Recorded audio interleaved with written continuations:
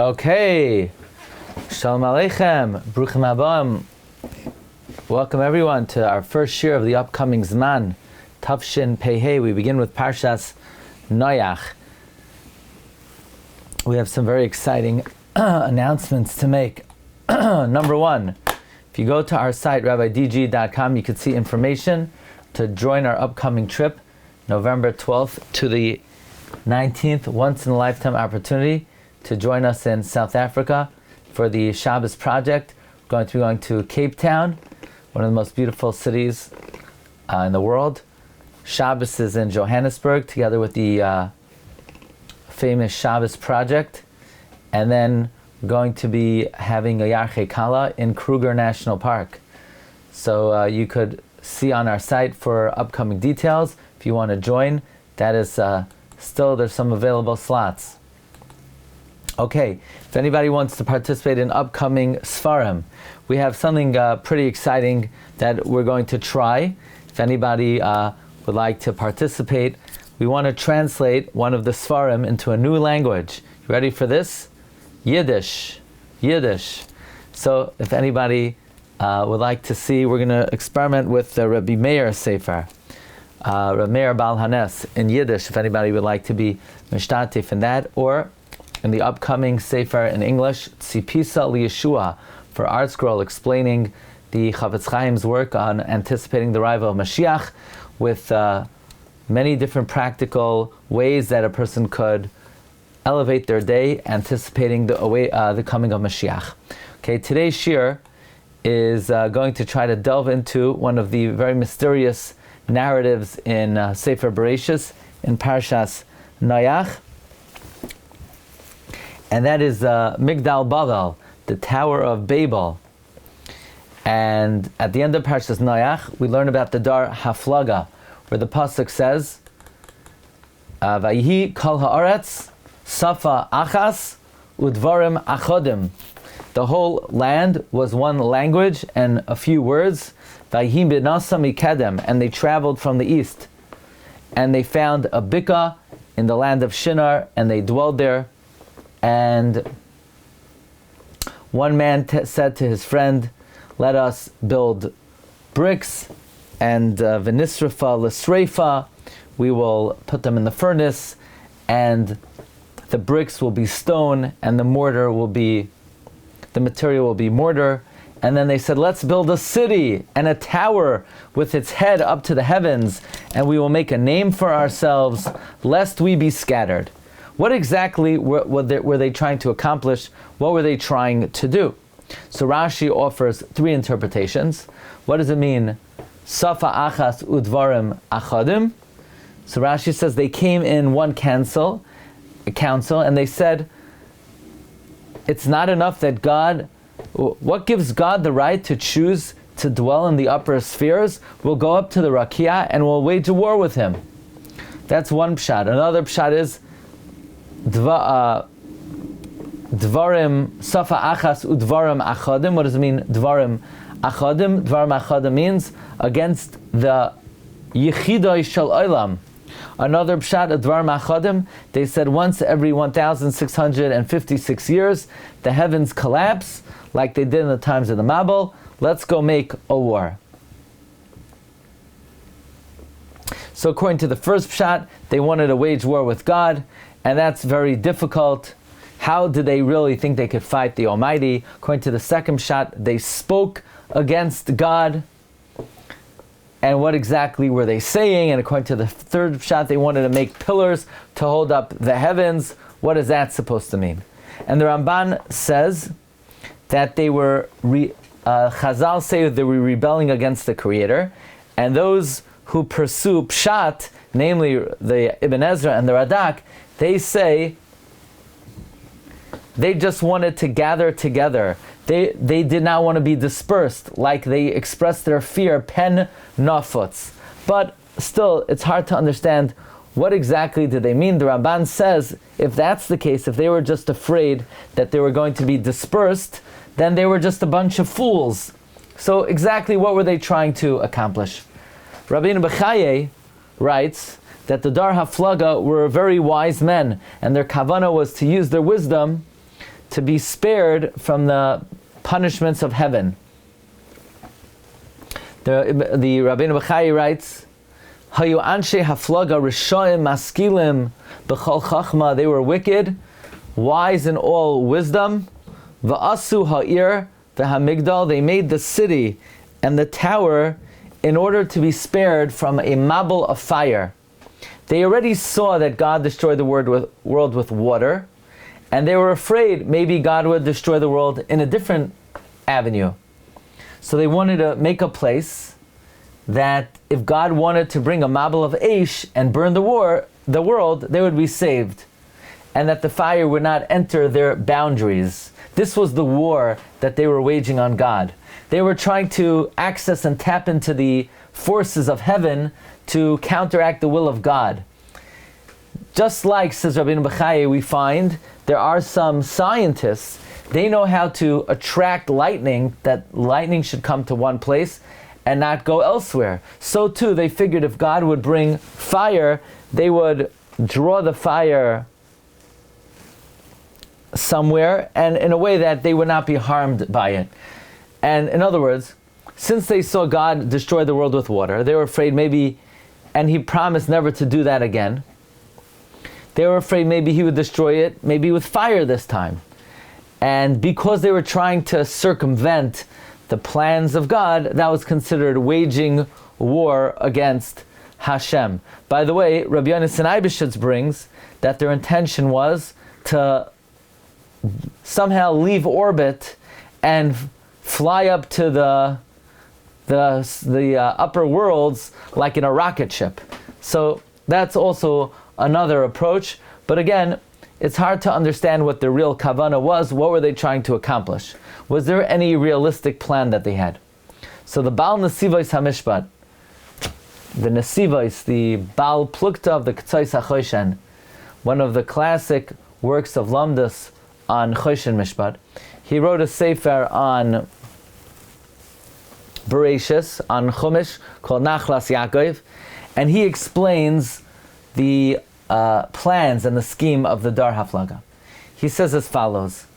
He says, there is a great principle. Ze l'umas ze asa elokim. This opposite that, God made. What does that mean? That there are always equal opposing forces in this world. And if in this world there's a place for Hashras Hashchina, namely Eretz Yisrael, Yerushalayim, Makom HaMikdash, like David HaMelech says, Ad Emtza Makom Lashem, so too there are places that are designated for Hashras Tumah. Let's say, what are they? If there is a place called Yerushalayim, or Beis HaMikdash, which are Neged, the Shar HaShamayim, so too, there needs to be a place of Hashras Tumah. So if they would designate and build a city, an Ir, Keneged Yerushalayim, a Migdal, Keneged the Beis HaMikdash, they would be able to be Mashpia, Shefa, from the Shar HaTumah. Now, wherever there is Hashras HaTumah, Kedusha vanishes. Because through the sin of the Dar Haflaga, the Shechina departed until the 7th Rakiah. So they wanted to create designated Makaimos of Tumah, an Ir Keneged Yerushalayim, a Migdal Keneged the Beis HaMikdash, and they did their melacha to attract and designate Tumah, and therefore they built this Ir and this Migdal. This is what they meant, Na'asa lanu shem. Because the Rambam says, the pasuk Mash Shemai is what is it, the essence. They wanted to create a reality and an essence by building this city and tower. And they said Pen Nafutz Tumah is the epitome of pirud, of lack of unity. Okay, so basically the idea is that there are opposing forces in this world. And if there's a Gadol Hadar, there's a Rasha Hadar. And if there is a holy country, there's a impure country. If there's a holy city, then there's a converse. And if there's a holy edifice, then there's a converse as well. And that was the plan of the Dar Haflaga and those who made this tower.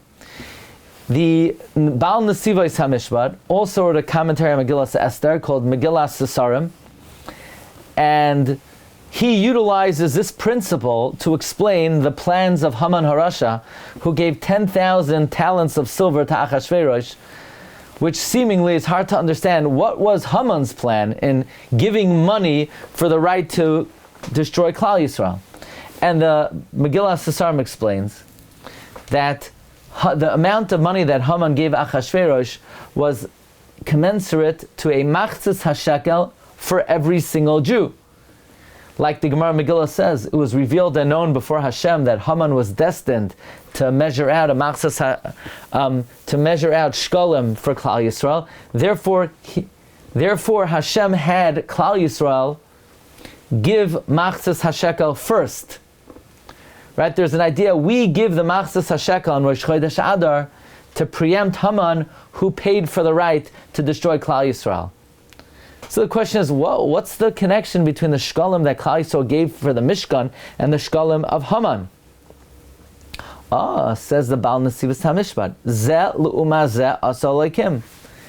And if we're able to generate great sanctity by giving a machzis hashekel, then Haman felt that if he would give that commensurate amount of silver for sinful purposes, he would be able to generate tumah, and he would be able to access the forces of impurity to wreak havoc and bring destruction to the world.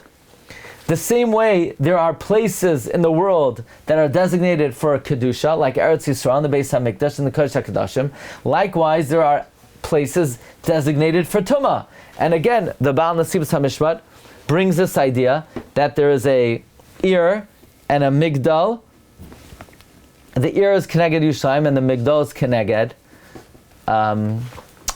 the Beis HaMikdash. And this is how the koyach of the shkolim that Klal Yisrael gave was able to counteract Haman. By the way, one of the three things that Moshe Rabbeinu had a question about was the shekel, where Hashem had to show him a shekel of Eish, which is very bewildering, because Bishlama, the menorah, I understand he couldn't figure out how to build it, but he didn't have to make the shekel, so what didn't he understand? So the Nesivos HaMishpat explains that all the activities of the Nevi'im, when the Nevi'im wanted that their words should come to reality, they would do a poel dimyon. They would do a symbolic gesture indicating that their words would come true. For example, when God prophesied that Bavel would sink, so Yirmiyah dropped a stone in the river. So the Nevi'im wanted to understand what exactly does giving a machzis hashekel, what does that arouse in the heavens? We know that when we blow shofar, it's ma'orer, a midah in the heavens called shofar. But when we give a machzis hashekel, what does that accomplish? So Hashem showed him the matbeah shel eish, that there is a fiery spiritual coin in the heavens, that by us giving a machzis hashekel, it activates that. So everything that's done in this lower world is ma'orer, some type of act in the upper world. What's the idea of opening the Arayin? People pay a lot of money to open the Arayin. What's the idea of it? The idea of it is they're giving money to the shul. No, but besides that, the idea of it is that by opening up, so to speak, the gateways of the Arayin down here, it's like symbolically opening the gates of the heavens, that the heavens should accept our tefillah. So too, Haman saw that we were building a Mishkan to serve God. Haman thought to uproot Klal Yisrael. By him giving a machzis hashekel, he would be successful in generating the forces of impurity to destroy us. Just like the Dar of the Haflaga wanted to build a city and a tower to counteract the forces of Kedusha, say of Yerushalayim and the Beis HaMikdash. So Haman was following in the ways of the Dar the dar haflaga. Therefore, Hashem says to Haman, "Nah, Haman, you're too late already. They already started giving their machzas shekel Rosh Chodesh Adar. So now they've preempted you. You're too late. You're behind the 8 ball." And by the way, the Megillah Sesarim uses this to explain many different phenomenon in the Megillah of Zeh L'Uma Zeh Asa Aleikim. For example, in Perek Aleph Pasuk Vav of Esther, the Megillah Sesarim says that just like a Mishkan needs Adonim, sockets, Kla'im, curtains, Amudim, poles to draw Kedusha, so the talisman, or the various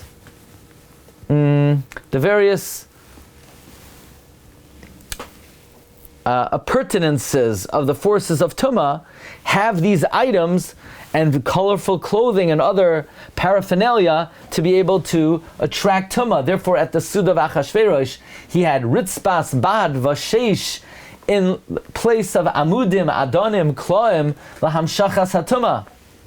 This is what Haman said, Al Yedei Oisei HaMelacha. Just like Betzalel had used certain mystical forces to be able to generate Kedusha by building the Mishkan, so likewise Haman also, together with Achashverosh, were accessing these various practices to generate Tumah.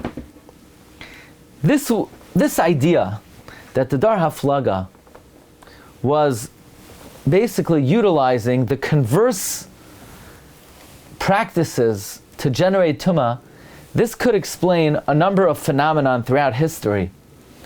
We know that in the earlier times, there were sorcerers, diviners, and nowadays we don't really find these forces operating. Why is that? Why back in the day did all these superstitious practices exist? Are they obsolete? Do they no longer apply? Rabbi Yaakov Kamenetsky, in the Emes Yaakov in Sefer Shemais, he says this could be understood based on the above principle of Zeh L'Uma Zeh. Why don't we have any? Where did the Shadim go? Where do the Dibukim? You don't hear anything about Dibuks. He says like this: God arranged the world Zeh L'Uma Zeh. And the reason God arranged it that way is in order to allow for free choice. Because when a person wants to believe, he will believe even against his better judgment. But there always has to be an even playing field. So even when God split the sea, he had a Ruach Kadim blow, so that it shouldn't be so obvious that it's miraculously splitting, and he left room for someone to think, oh, maybe it's just the wind. Maybe it's a tornado. Says Rabbi Yaakov Kamenetsky, back in the day when there were prophets who were able to do the supernatural, there had to be sorcerers that could also do seemingly miraculous feats. Otherwise, there would not be free choice. And even afterwards, like it happened to Hazaparoi, by Makas Kinim, the Chartumim said it's Etzva Elokim, but Pari said no. Maybe really just Moshe is a bigger sorcerer. So says Rabbi Yaakov, so long as there were prophets in the world, there were also miracles performed through sorcerers. But then prophecy ceased, but we still used a baskal, so there were still forces of impurity, but to a lower level, maybe not sorcery, but demons, who would reveal spiritual things from the dark side. But then when the baskal ceased, then even the forces of impurity ceased. And now all we see is the physical. That's why Chazal say there was no one in Klal Yisrael like Moshe, but there was among the Goyim, namely Bilam. Why? Because if there's a Moshe, there's got to be a Bilam in the world. You have to always keep an even playing field. So God orchestrates and runs the world in this method called Zeh L'Uma Zeh. Otherwise, we would not have Bechira Chavshes. Otherwise, the Koyach HaKadusha would overpower. If there was just Nevuah without Kishuf, then Koyach HaKadusha would prevail. So when Moshe was around, there was a Bilam. When there were Nevi'im, there was Kishuf. When there was a Baskal, there were Shadim. This, says Rabbi Yaakov Kamenetsky, would explain a very difficult Rambam. You know, the Rambam says, all of these things, kishuf, shadim, it's all nonsense. All of these things that the idolaters were led astray by, the Jewish people who are wise should be smart enough not to be drawn after this nonsense. A Jew should not think, yeah, really they have power, but God commanded us not to use them. No, a Jew should think they're a fraud, they're meaningless, they're nonsense. Only mechasrei das or noshim uktanim she'en datan shlema believe in these things. You could translate that. Avobale hachachma utmime adas, those of wholesome intellect, they know that all these things are meaningless. So the Rambam is black and white. The Rambam is saying kishuf is meaningless. It has no power. The Rambam writes the same thing in the Parshas Mishnayos in Avodah Zarah Perek Dal Mishnah Zayin. But many disagree with the Rambam. The Gra vehemently disagreed. The Gra and the Bir HaGra, Yardei Sim Kafayin Tes Sivkat and Yud Gimel writes, everyone who came after the Rambam disagreed with him. The Gemara talks about many different incantations. Says the Gemara, the Rambam was drawn after philosophy, the accursed philosophy. So he wrote that kishuf and incantations and shadim and kmeos, it's all sheker. But the truth has already, so to speak, says the Gemara, hit the Rambam over the al kadkadai. Don't we find many stories in the Gemara with shemos and kishuf? Don't we find discussions about kmeos? So because the Rambam was so immersed in philosophy, so he interpreted the Gemara allegorically. But says the Gra, heaven forbid, I don't believe what the Rambam says. And I don't believe anything that his company of philosophers say. The Gemara is should be taken at face value. But there's an inner meaning. Not the inner meaning of the philosophers, but rather of the Kabbalists. So the Gra disagrees with the Rambam. The Gra says there are many sources in Chazal that there is sorcery and shadim are real. And they do work. It's just the Torah forbids us to partake of them. So, says Rabbi Yaakov Kamenetsky, what will the Rambam respond to all these questions of the Gemara? That the Gemara definitely acknowledges the reality of sorcery and shadim. Says Rabbi Yaakov Kamenetsky, the Rambam will simply say, when the Rambam says there's no shadim, he means there are no shadim today. But of course, back in the day there were shadim. In the times of the Gemara, when the Amoraim had such power of Kedusha, where they could change nature and bring the dead back to life, they had literally the keys of the universe were in their hands. When the forces of Kedusha were so powerful, they were equally opposing forces of Tumah, because Zelu Umazeh also Elohim. But in our time, where the spiritual forces are hidden, where no tzaddikim could bring the dead back to life and nobody could change nature, so the forces of Kedusha are very weak, the forces of Tumah are also non-existent. When the Rambam says that Kishuf is a fraud and that there's no such thing as shadim, he means in 2025, in his times, not in the times of the Gemara. Says Rabbi Yaakov Kamenetsky, I remember when I was in Kelm, I saw that Rabbi Chanan Wasserman said in the name of the Chafetz Chaim that the story of the Dibuk will probably be the very last one. Because as the Kayach HaTorah weakens, the Kayach HaTumah weakens. But says Rabbi Yaakov Kamenetsky, it could be in places where Jews are on a very high level of emunah and shmiras hamitzvahs, it could be you'll have shadim and kishuf as well. Meaning, says Rabbi Yaakov, because we're on a low level of spirituality, the Kayach HaTumah is equally on a low level. But if we would ever reach those types of levels, as in the times in the Nevi'im, when there were Nevi'im, there was Kishuf. When there were Amoraim, there were Shadim. Now, what does this mean for us? It has a very interesting ramification. Because even though we're on a very low level, but there is a certain element of Torah that is available today that has never been available in the history of the world. The sheer availability of Torah today is unparalleled. Never has the Torah been so accessible. Never have so many Shiurim been available to the Jewish people. Never has the secrets of Torah been so available to the Jewish people. What's amazing is that the Ohr HaChaim HaKadosh says that in the end of days, the Jewish people will be able to fall even to the 50th level of Tumah. The Ohr HaChaim HaKadosh famously writes that in the land of Egypt, Hashem did not allow us to fall to the 50th level of Tumah, because if He would have let us fall, we would have never been able to get out. The Ohr HaChaim HaKadosh explains that, well, why did God want us to fall to the 49th level of Tumah? He said very, very simply, everything in this world has sparks of Kedusha. We needed to rescue all the sparks of Kedusha. We needed to rescue them even in Egypt, which was the most impure land. But even levels of Tumah have sparks of Kedusha. If they wouldn't, they would cease to exist. The spark of Kedusha is literally the soul of everything in existence.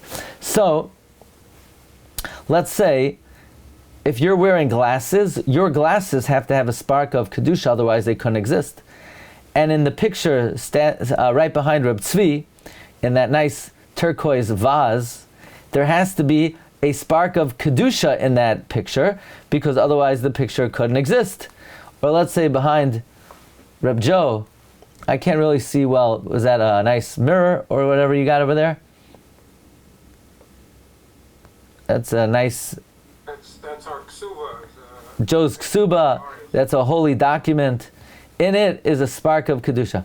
When Joe got married, it was a holy union, and in that ksuba, in that document, is a spark of Kedusha. Everything has a spark of Kedusha. Even levels of, even my desk, it's not alive, I hope not, but it has a spark of Kedusha in it. The spark of Kedusha is its soul. Even levels of Tumah have a spark of Kedusha.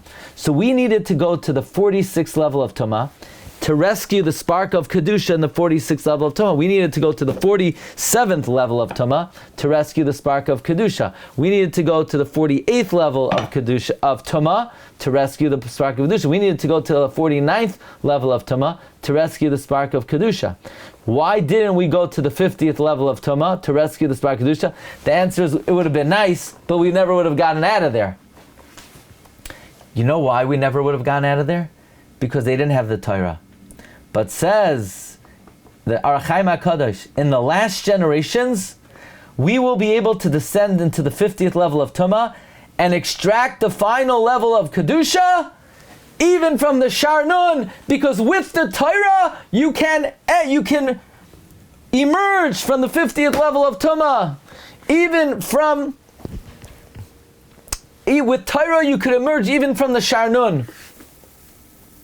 Now, in Egypt, we couldn't go down to the Sharnun. There's no way to get out. Moshe was only on the 49th level. We didn't have the Torah yet. But nowadays, we have the Torah. We can even go to the Sharnun. You know, we really see that these words of Ohr HaChaim HaKadosh are a prophecy that is being fulfilled. Because, in all likelihood, we're living in a generation where probably the Sharnun is if in Egypt they only reached the 49th level, that's because they never saw San Francisco or Manhattan. They never saw Gullus America. But the immersion of Gashmias, of physical pleasure, the defilement of modesty and decency and the values of tznius and the values of Kedusha that we hold dear, they have plummeted to unimaginable levels where there's no such thing as Kedusha. There's no such thing as Gidrei Arayos. The Gidrei Arayos have been so blurred that in the world we live in, we don't even know what we're being mavdil between. We don't even know what the mechitza is separating bein ma lema.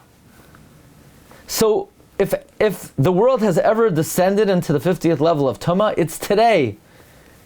But because the tumah is so rampant, the available kedusha today is also unparalleled. The Torah that is available, the svarim that are available, the shiurim that are available, there is no topic in Torah that you cannot delve into today and get clarity in through teachers, rabbeim, svarim, shiurim. The Torah that is available today is unbelievable, it's unparalleled in our history. And that's the concept we're learning. It's zeh le'uma zeh asa leikim. So on the one hand, we look around our society and it's demoralizing and devastating, the society we live in. And on the other hand, it's also very encouraging of the spiritual opportunities that Hashem has made available in this generation. So this all points in the direction that if Hashem is allowing, so to speak, the society to plummet, that's because we are now equipped to go all the way down and yank out that last spark of Kedusha even in the Sharnon. So we hope to be able to do it quickly and Be'ezus Hashem see Besurais Tovos for Klal Yisrael, B'karov. Thank you very much for listening and I wish everybody a great day. Kol Tov. Recording stopped. Kol Tov. Amen. Thank you. From Eretz Yisrael. Pleasure. Thank you. Kol Tov. What?